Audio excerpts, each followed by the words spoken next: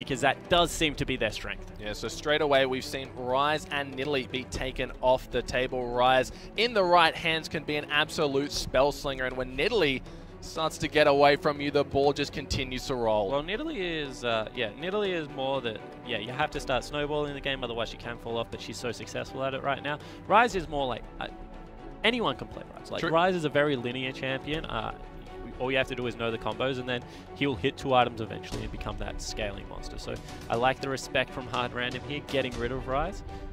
And opening up Kira's lane even further. And as I mentioned, Ezreal really good for Saya. So Sivir Ezreal and continued target bans towards the AD carry, unfortunately, of Lyon Gaming. Yeah, exactly right. Hitting him where it hurts here. They're definitely going to be feeling that one. So they answer with the Graves ban of themselves, taking that away from Steros. And Echo. So Echo. One more time. Yeah, people just not respecting Nivea, mate. I don't know what's going on here, Max, but this is interesting.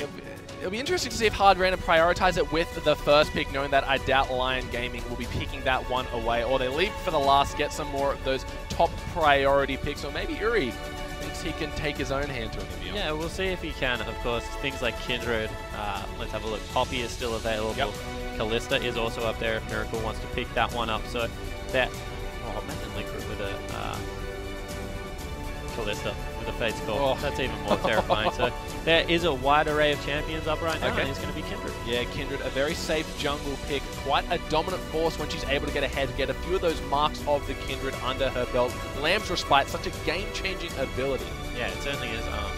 When we have a look at this one, let's just quickly evaluate the strengths of Kindred. Jungles very quickly, very healthily, has great dueling potential and a game-changing ultimate. So it ticks all the boxes of what you need to be a jungler. Diak was a massive Evelyn player, so would not be surprised to see if he goes back towards something like that. But that's a bully bottom lane hovered right now for Lyon Gaming.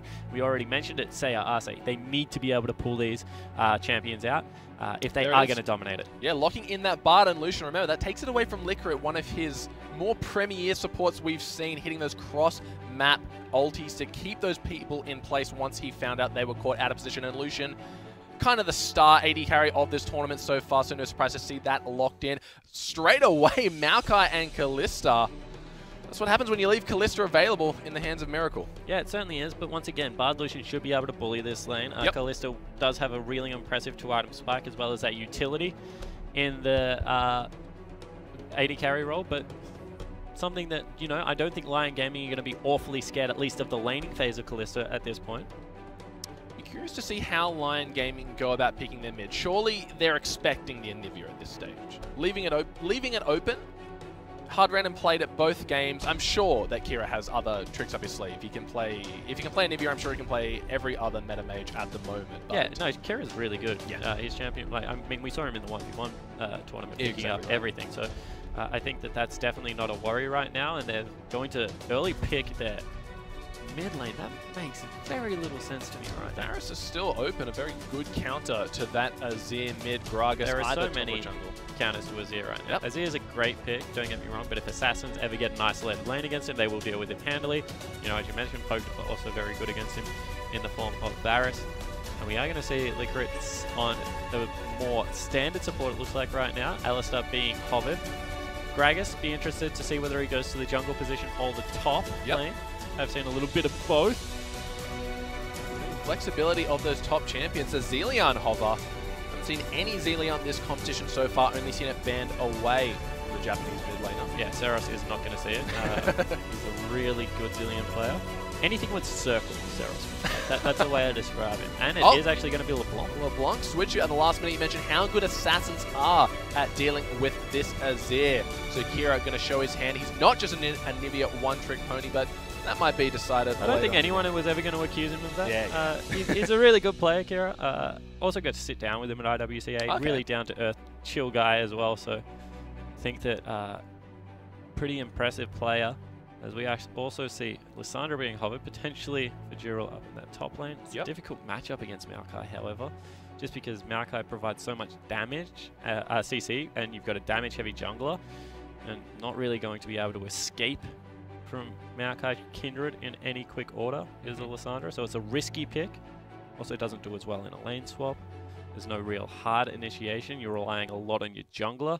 And we've seen people that want to play carry top laners and tank junglers don't really seem to suit the current meta. So I think there are some questions here if they go with it. Instead, they swap over to Nautilus. Much better pick. Yeah, it looks like it will be Nautilus up in that top lane. And the Gragi going back to the jungle after we've seen him dominating that top lane, doing quite a good job against some of the more fashionable picks as of late. Yeah, it is, but then we saw last game, and I guess Fab kind of threw a spanner in that one. I was really happy to start hyping up top lane Gragas because it's a pick that I do enjoy. But, you know, not always coming out ahead in these matchups. Has a weak level 1. Kind of needs like 1, 2, and 3 to be even, and then he can start maybe trying to pressure a lane, but we've already seen that Echo more than happy to deal with it, and I think that Maokai would scale perfectly fine versus a Gragas, so can understand going for more of that super tank in the north.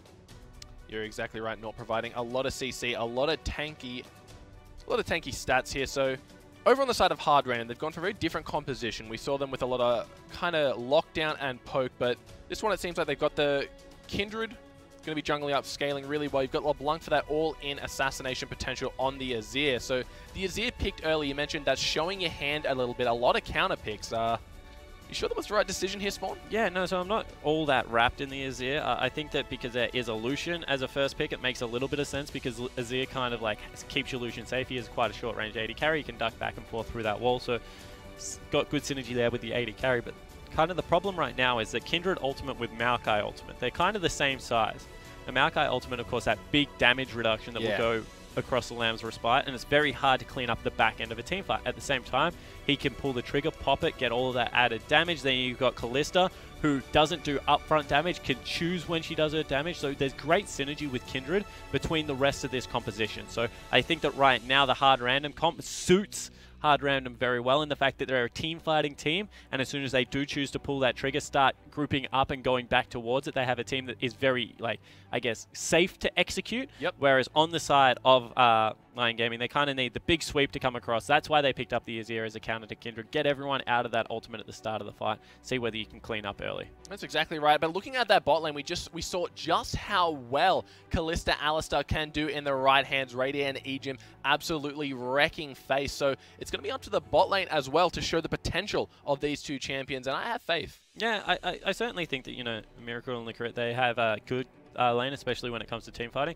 I do look over down though at Sayar and RC and just think that these guys, like Bard Lucian, like, that is bully written all over it. I think that they have a very good 2v2. Wouldn't actually be surprised if Hard Random lane swap away from them. I already mentioned that Maokai does very well. I think that's why Nautilus was picked up on the side of Lyon Gaming, because they are expecting it, and Nautilus is also really good in a lane swap situation. Alrighty guys, jumping into the game. We got the 2-0 Hard Random taking on the 0-2 Lyon Gaming. Lyon Gaming hopefully looking to pick up their first win of the tournament, and Hard Random really wanting to secure that first place spot. Yeah, so Stehos looking to be aggressive already. Good fan out coming through from both teams, and it looks like another blind lane swap going to be attempted here by Hard Random, but of course it will be matched by Lyon Gaming, so nothing really new there.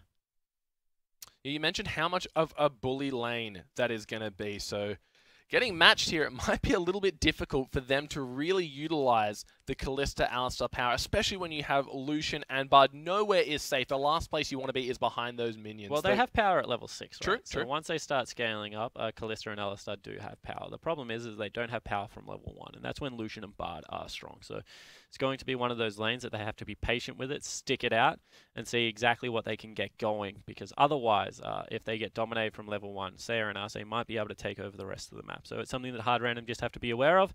Batten down the hatches a little bit, you know, give up a little bit of that early CS and see if they can scale throughout the rest of the game. I imagine a player like Liquor will be going around roaming on that Alistar, trying to make plays. So that's really dangerous, especially once level 6 hits, because Bard is, he's a pretty good turret diver. He takes your jungler in behind turrets very, very nicely, especially in that top lane. He can come through the river. You know, he's got Cosmic Binding as well for some CC, and also that ultimate that can stop up turrets. So that's a dangerous tactic if that's what they're going for, especially in a 2v2 lane. So I think that Hard Random are going to be stuck here, especially if it's standard lanes of just, you know, as I said, trying to slowly lose the lane, keep as much CS coming into them as possible. And if they get an early gank in there, you know, we already mentioned it, but headbutt Polv into Kindred is quite impressive. Well, straight away we can see how much damage Miracle has already taken in that level 1 exchange. Bard getting that early level 2 due to the chimes, giving him that little bit of experience. Now Lucian on 2 as well, so Lyon Gaming really know where the power in their team lineup lies, and they're going to be doing a good job of making sure that's exploited. Yeah, and I think that across the board they kind of have good matchups with the exception of that mid lane. As actually, First Blood already goes down. Oh, dang. And Yuri dies. So right away we see Kira just winning that 1v1, showing the LeBlanc strength here. So yeah, that was a solo kill. So once again, Kira, master of 1v1s. Don't know why I doubt him at all. I said that there's going to be good lanes apart from that mid lane matchup, and you know what? Kira proves me right. He just kills him. Yeah, that is straight up Azir just getting outplayed, being able to burn through the barrier, the flash even. So this is why I didn't like it. And the unfortunate thing, right, is if you got 2 winning side lanes, what you want to do is continue to shove up. But what that inadvertently does is isolate your mid lane, because the jungler needs to be able to shadow those side lanes. So think about this. You've got a Lucian Bard, and then you've got the Gragas jungle. So what Gragas wants to be doing is he wants to be sitting underneath that lane, keeping them nice and safe, making sure they can push up and be aggressive. Because the last thing you want is a Kindred to fly in that lane, headbutt Polv to come out, and for you to lose all that advantage that you're starting to build up. Sure. What does that do? Junglers can't really go as close to mid lane, so you got isolation. Generally, Azir loves isolation because you pick him into control mages. Victor Azir, very famous. You're able to just shove minion waves back and forth into each other. LeBlanc breaks that trend because she straight up kills you in a 1v1. So all of a sudden, Gragas is choosing, do I gank mid lane and try and help out this Azir that's suffering? And maybe let my top lane that should win fall behind? Yep. Or do I try and support my winning lanes and try and get them further ahead? And right now you can see that didn't even get the time to make that decision because in 4 minutes, First Blood was picked up. It's such a conundrum for these junglers to face, but it looks like LeBlanc with their early advantage going towards that Frost Queen's claim. So saw it a bit on the Karma yesterday, but I can't say I've ever seen it on LeBlanc before. Yeah, it used to be a pretty stable pickup on LeBlanc. A while ago. Yeah, a while ago. Definitely agree with you. Not as much AP. Did get tapped a little bit. The good thing is it has catch potential. And one thing that we talk about a lot is disappearing into Fog of War as a jungler, as a mid laner. Ooh. I love the Bard stuff. And whether you're able to follow. If LeBlanc ever goes into Fog of War, there is no way. Steros might be just going for a little bit of damage here. The magical journey does get interrupted. A lot of damage coming down. He's going to get taken out. That is a wonderful kill. Kindred going to be feeling good after that one. That just boosts Hard Random further ahead in this game. Already looking bad for Lyon Gaming. This is what I said. You want to be able to mirror that top lane. You want to turn it into a 3v3 if you're the Gragas. What happens? He's not able to do that. Has to hang around mid a little bit. We actually saw him drive by mid in the middle of that little skirmish. And that means they pick up a kill onto the Bard. And it just reverses all that pressure. Look at the damage coming out. Licorice doing a great job of just knocking up everyone in his path. Interrupting that magical journey was definitely the defining factor. That's another stack Mark of the Kindred for Steros. That's 2 from the crabs that he's gotten. So really good spawning, not spawning too deep in the enemy jungle early on in the game. That's what you want when you just... RNGs are smiling down on the Kindred right now. I completely agree with you. But it's very nice when you get double scuttle crabs at the start of the game, especially if you've marked up potentially a support and wiped him off the face of the map as well. Oh, it's watered there. Oh, the flash comes through. The headbutt into the wall. We can see the spear stacking. The heal has been used. That not going to be enough, but he flashes in, looking for a little bit more. There it is. Gets the kill. Another one over to the top, the bot lane, sorry. The duo lane here. So Hard Random are looking phenomenal right now. And this should be a winning lane. I just want to go back to that point. Alistar, melee, gets punished by double ranged all the time. Yep. But because of Kira's great play in the mid lane, picking up that early kill, the pressure that he put down meant that Thiak couldn't be on the right parts of the map, still questioning his positioning right now. And just time and time again, Miracle and Licorice get ahead in their lane. Yeah, Miracle's going to go back and get a hell of a first buy after a bunch of 1 kill, 1 assist, and a lot of CS under his belt. Already rocking about a 2,000 gold lead. Hard Random 3-0. They've started off very, very strong this game as we see the bot lane of Lyon. They do not want to go up against this, but Hard Random answer with the exact same swap. When you are a Lucian Bard and you you're running away, swap away from a duo, you know that you're in trouble. It's only 7 minutes into this game, but it's already a 1,600 gold lead. And Hard Random, we already spoke about it. Beat INTZ, beat the Chiefs, now looking to take out Lyon Gaming. And, you know, it's very early days in the tournament still. Lots of League of Legends to be played, but if this team is not viewed as one of the favorites, I would be questioning who is doing the analysis on it because they look so crisp at the moment. Yeah, Kira just having absolutely no fear walking through those Sand Soldiers missing, but we see Thiak, he might be going for a little bit of a cheeky dive here. Don't think, is the tower still out? Yeah, the tower is still available, full health. And you said you wanted to know, like, how Crit plays these standard supports, you know, the Alistair, the Braum. Answer is very well. He plays them damn well indeed, seeing that already. Looks like he's Seros going in for an invade. They saw Gragas on the bot side, so what's the instant reaction for the jungler? Take as much away as you can, and that red buff will be falling over to Steros, putting him in quite a comfortable position here. Got himself the double daggers over his opponent. Yeah, so Steros performing pretty admirably so far, has a red buff as well, so you can never underestimate his chase potential. Pink ward will be cleared out here by Smurf. You can see Jirul knows that something a little bit fishy is up. He's going to potentially even go back. Don't know if you can afford to do that, mate. You're the last hope. The last bastion. You were literally, yeah. Oh, that's heartbreaking. The hook comes through. This is going to spell disaster. Here comes Steros. The ultimate being used, flashing the opposite direction. Yeah. He has nowhere to run. Gragas is in pursuit, but LeBlanc is making her way up. The red smite goes down. It doesn't matter. He gets snared. He's going to get locked up and taken out, and that's another kill going over to the Kindred. Yeah, Kira got ulted there by Thiak, but not able to really get much. Fate's Call comes in. It is going to get the knock-up. That's huge. The heal goes down. Headbutt back in. That's going to be a kill going over to Miracle. So yeah, we had to even censor that kill for you, ladies and gentlemen. It was a little bit too brutal to view on the stream. So you see that the duo lane right now is going massive. As you see Kira on your screen, he does not look perturbed at all. He's like, yeah, I had to burn a flash. It wasn't the best, but you know what? My team, they're picking up the slack now as well. 5-0 looking to get the first turrets of the game, and Hard Random look phenomenal. Yeah, they have done nothing but impress me all tournament long and continuing to do so. Lyon Gaming, on the other hand, they seem to, once they fall behind, they stay behind. Yeah. The aggressive jungling that's coming out of Steros, they just have no answer for it. Yeah, Steros also, you know, all on a better scaling jungler as well. So the fact that he's got the early advantage is not great news. We're also going to see a Cinder Hulk coming out of Thiak. Damn. I like that call, just because if you're behind, you need to be tanky as soon as possible. Probably can't afford to go to the Runic Echo, so at least he's adapting to the pace of the game, if nothing else. But they are warning sides starting to stack up. No, after Kira getting that initial 1v1 in the mid lane, hasn't done too much, finished himself off that Frost Queen's claim, so he's got a little bit of that safety switch if he ever wants to go ward, and if he wants to slow down the Azir. So it's going to be there as we see Steros going for that Dragon. Should be fine to clean it up on his own. Yeah, 100% fine. You can see that his bottom lane's in control, his mid lane's in control, heck, his top lane's in control, so there's not really all that much the enemy team can do. He goes back, buys straight away. That Devourer picks up 5 stacks for himself. He's going to be able to grab a Scuttle Crab at the same time as well. So that's 7 stacks. Ooh, and close. Yuri nearly gets taken out there. The late ghost after the initial burst has come through. But Kira just relentless aggression here, pushing the champion to its limits. Yeah, it certainly is. And why not? You're 11 CS up over the Azir. You know he's a control mage. Cosmic Binding comes out, teleport play here. Don't know if it's going for something. That's 4 members in the bot lane. The Pulverize not going to hit anyone. The Nautilus ulti comes down, but that's going to be it. They might have to go for a tower dive here since they've wasted so many resources. 100% cannot go for a turret dive because Fate's Call ulti is still available. Oh, wow. On both ends. Yeah, use nothing there apart from a flash. So this would be a dangerous dive to say the least because Jirul not that tanky, neither is Thiak. Instead, they're looking to potentially go for it. Well, Maokai's already gotten that top side tower, so I guess this is really Collapse is coming out. That is true.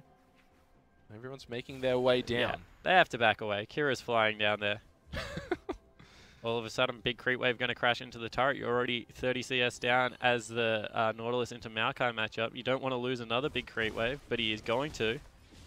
And you know, an overcommitment, and as you said, absolutely nothing obtained. Yeah, a lot of resources burnt for no gain in the slightest. Steros just continuing their counter jungling.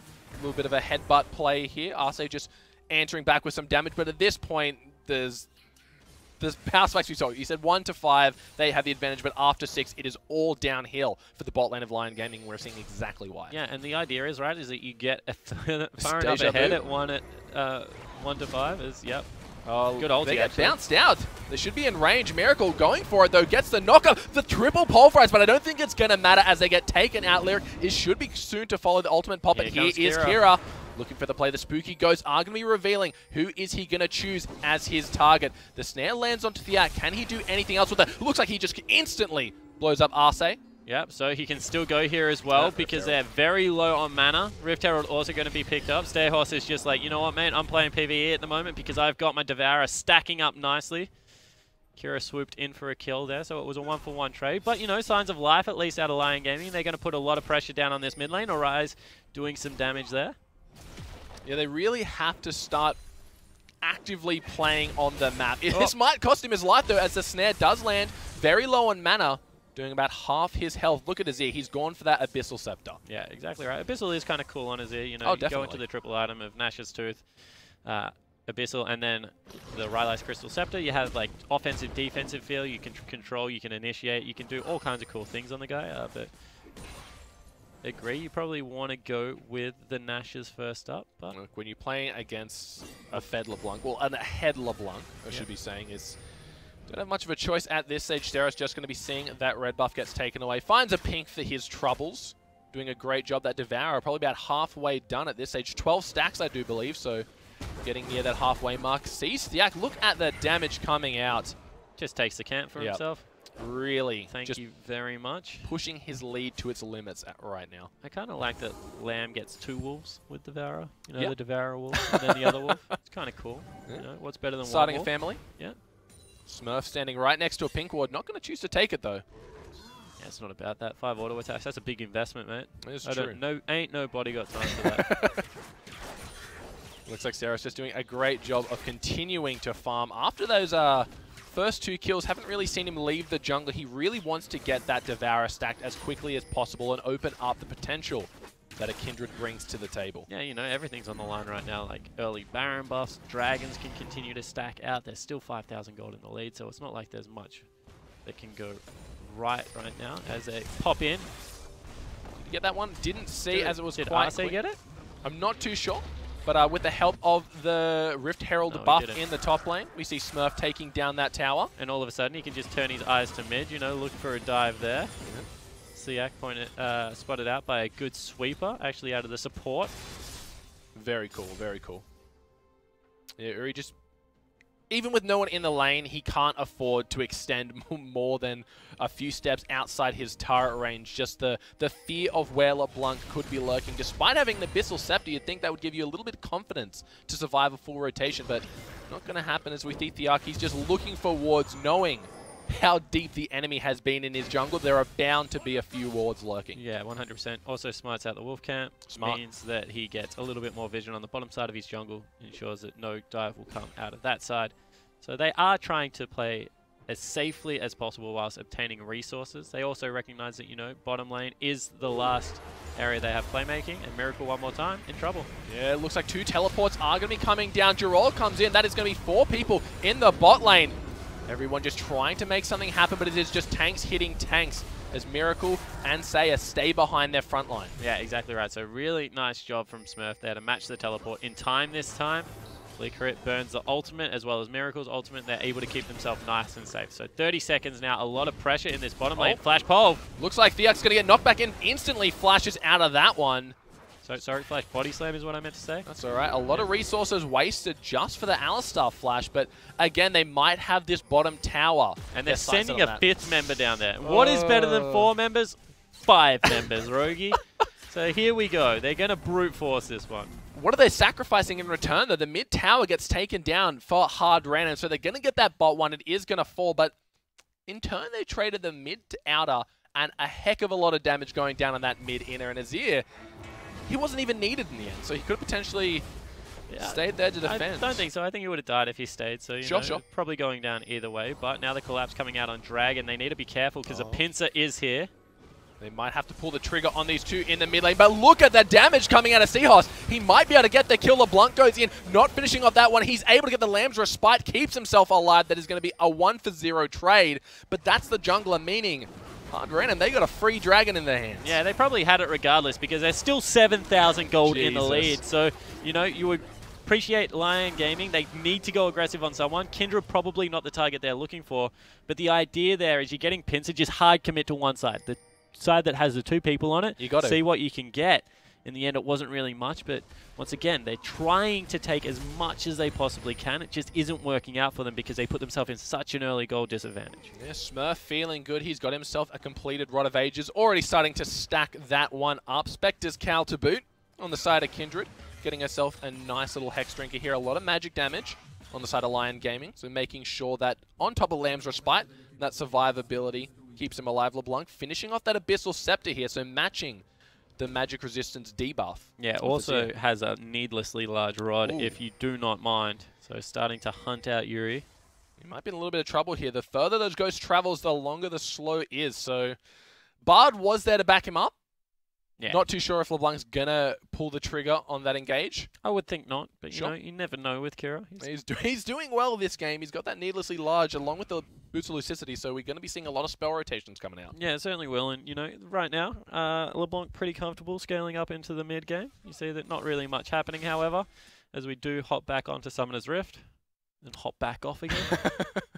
Yeah, Summoner's Rift, the slideshow, ladies and gentlemen, so hopefully we will have this game coming back as we see the Rift Herald going to be taken again. The Devourer fully stacked at this stage. This one is just for funsies here as they want that buff. We've seen a lot of teams in this tournament prioritizing this Rift Herald so highly, especially when their lanes are ahead. Well, let's have a look at it. He's sated at 19 minutes. There's a reason that Steros is able to do this, and it's just because he can pretty much jungle with impunity right now incredibly quickly.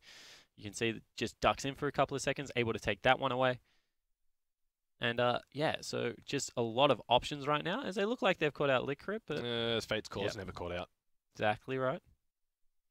That's just the thing. They've been spending so much attention on this bot lane, but an Alistair Callisto, which target do you pick? The correct answer is neither, because they both have a get-out-of-jail-free card. But the other thing, right, is that when you have a look at it, that's the lane that should be winning. So if you don't gank it, then you just have 0 winning lanes at this point. Problem is that Smurf is just tearing through these turrets. And, you know, whilst they have put a lot of pressure in the bottom lane, it still is 9,000 gold that they are behind. So, you know, definitely not working out, not defending that, but I'm just saying that they're trying to make the play in the one lane they think that they can secure a kill. I really like how tanks these days, they're going for that Rift Herald buff, and also that once the second dragon, they can just push down towers as if they were an ADC. It just burns through them, shreds them to nothing but rubble. Of course, the inhibitor towers do regenerate over time, so if they are able to get themselves a brief respite, we'll be able to regen that one up. I don't know if they can do this. He's just hopping around the Q from Lucian. Look at the damage coming up. The red buff might be enough to finish him off, and there it is. A massive kill coming out of Steros, showing just what a Fed Callista can achieve. Not Callista, sorry. Kindred can achieve. Atlas does that one as well, but no, don't worry about it. So yeah, Kindred coming up with a huge thing. Definitely a max thing. Not even using Red Smite there, so that isn't even the maximum damage that he can put out right now. But as we already mentioned, sated at about 19 minutes means that he is incredibly farmed and will be able to win out these fights. And they're pushing into the bottom lane now. And hard random look like they're putting on a clinic. It is 10,000 gold up at 21 minutes in. Make it about 11. And this team just will not be slowed down on day 2 of IWCI. Yeah, they've got the Herald buff and they're pushing 5 members on the bottom side of this map. The inhibitor turret. The only thing that stands in the way of Lyon Gaming is we see Steros. He's in the base along with Kira. The tower is going to be the main focus. Jural, he's trying to keep them at bay, knock them up at Smurf. He's got his ultimate down. Looks like everyone just trying to focus this Nautilus. He's so damn tanky, but Licorice, he's in. He's got his ulti on. He's tanking. Nautilus the first one to fall. A Bard ulti, keeping the Alistair at bay. Thiaki's trying to do what he can. The Lamb's Respite, buying them some time. Don't think it's going to be enough. There goes the Gragas. He falls. The inhibitor tower is the next one to fall. The inhibitor soon to follow. Just huge damage coming out from hard random right now. Yeah, and they're still not done. They're going to break the bottom of the base. They force back Arce and Saya, the kind of shining light for this Lyon Gaming lineup. They are just going to withdraw after that. 22 minutes into the game. They're 13,000 gold up with Callista, with Kindred. They're going to be able to clean up Baron. They've already taken the Baron inhibitor. Honestly, this hard random team, if they weren't favorites before today because of their victories yesterday, with this victory, definitely have to start like pushing for that top team. Yeah, look at that. 13k gold in the lead. 7 towers to 1. That is quite an advantage to have it 22 minutes into the game spawn. Look at the items. So, yeah, Death Cap picked up. Oh, boy. more picked up, as well as another recurve bow. Yep. So he's going to go towards a very greedy build of something like the Hurricane in there. You also check out QSS finished up, making a Frozen Heart right now. For Smurf, he's not ever going to die. What looks to be a Locket is going to be picked up right now. So everything just in favor of this hard random lineup. You can't face check this because Kira will kill you. Yeah, this should be a very easy Baron as the bot side inhibitor is you're also dead. down. Looks like Arce is going to be the first one to fall in this fight as soon as the W procs. Steros is in a little bit of trouble, but he does have the Lamb's Respite available. Not going to be able to use it in time. Sorry, it was on cooldown. So they do get that kill. Going to have to back off the Baron. Yeah, that was a confusing decision for the jungler to go over as well. Yeah. I think Kira could have picked that one up by himself. And here goes Theak. Oh, they really want to get something out of this, but Theak, he's getting so low, so quick. LeBlanc going to be able to take out that one in the background. The Emperor's Divide comes down, but I don't think it's going to be enough as Maokai. He gets one. He gets another one. Kalista pretty far away, but Licorice, he's trying to do his best to keep that Nautilus at bay, but it's best just to let him go at this stage and get the tower. Yeah, it certainly looks to be the case, as a nice kill came out of Yuri there on the back end of that team fight, was able to pick up Kira, so a slightly good news story, but still 12,000 gold and another huge team fight victory for this hard random lineup, looking to break the second turret of the base. It should be a free inhibitor also, with only Arce and Nautilus available to stop that one. The inhibitor falls any minute now. Smurf just taking the brunt of the damage, not even hurting. Oh, we see the Bard ulti going down, missing Miracle completely as he's able to hop his way out of that one. The teleport comes through. Dural gets headbutted right away. Looks like they've turned their attention onto Smurf. Just going to be hoping to kill him. He's so damn tanky. They've got his ultimate on. Look at the damage coming out. Miracle gets blown back into the center of the fight, but Smurf, he's onto Saya. He's straight up 1v1ing him. Miracle, he's still alive. The Lamb's Respite comes down in time. Theak, he wants to be able to get this one, but I don't think it's going to be enough as the Rend comes through. That's going to be a double kill to Kalista. The Magical Journey just proving another way into the base. There goes Arce. Dural is very low. Yuri takes up a kill on the back end of that one, but Steros, he's in the fight. The Super Minions making their way into the base from the bot side. This could potentially be the game here, Spawn. Yeah, it certainly looks to be the case. And what another team fight at a hard random. Just trusting in their teammates, making sure the ultimates are on point. They still have an AD carry to be able to chip out on this. And double super creeps mean that they will end the game at only 25 minutes in. And hard random absolutely smash Lyon Gaming. They looked explosive this game from start to finish. Every single decision they made was the correct one. The 1v1 at about 3 minutes in the game was just impressive, and then the bot lane just fell further and further behind. Yeah, exactly right. You know, across the board, you have to say that you had two winning lanes. You had Nautilus versus Maokai. It's actually quite a good lane for Nautilus because you can push up. That's one of the important things about top lane. You have this Bard Lucian lane. They're able to push up, create all this pressure so your Gragas can effectively countergate. What happens? Minute 4, Kira just flies in for a solo kill. All of a sudden, Gragas is like, holy crap, I have to worry about this CIS superstar mid laner. He's absolutely dominating Yuri there on the Azir. So he starts cheating towards mid lane. All of a sudden, Stairhorse just flies in the top lane, picks himself up a kill, snowballs that lane in favor of the Kalista Alistar. And because it is a CC heavy lane, as soon as they get an aggressive advantage, they're just able to go aggressive time and time again. And that is what we saw out of the bottom lane of hard random. So honestly, a clinical game, but just very well executed on what should have been a harder early game from what Lyon Gaming locked in. Yeah, we saw very early on they abused that level 1 advantage, doing a lot of damage, bullying the Kalista out, but once Licorice hit that level 2, level 3, he gets the heal to keep his Kalista up. He gets the CC to provide the initiate. And Steros, he was just ganking all the lanes. We saw him get the Nautilus the second the Naut hooked back into the minion wave. Yeah. There was that the was a little bit silly. So using your one escape to get closer to death. Greedy. Very greedy. Yeah, it is greedy. Well, it's certainly something. There's different words that I'll use to describe that one. But, you know, in the end, that also means that his lane starts falling behind. And it just happened across the board. It looked like Lyon Gaming, like, they lose mid lane. They're like, oh my god, we have to now win top lane super hard. All right, now our duo lane's behind. We have to win the 1v1 super hard. I can't afford to sacrifice any of this CS or experience. And in the end, what happened is they just continued to snowball the game. Gragas is like, well, now I have no good places to go. Like, this is a disaster. And honestly, that's what the map turned into. Just this big mess of, like, they tried to force bottom lane time and time again. You know, you have to respect the decision because they at least went down swinging, picked up the turret there, but just wasn't enough against what is a dominant performing CIS team. Yeah, hard random cementing their spot at the top of the leaderboards, really showing why a lot of people pick this as the favorite team coming into. So we're going to have a quick look at the overall standings right now. having a look at the last 3 games played this morning. Yeah, so as you can see on your screen, it is the Chiefs Esports Club, Saigon Jokers, and Hard Random, all the blue side squads picking up the wins. And as I said, Chiefs, they were backs against the wall, potentially going down 0-3 against INTZ, now 1-2. Saigon Jokers, however, undefeated as well as Hard Random.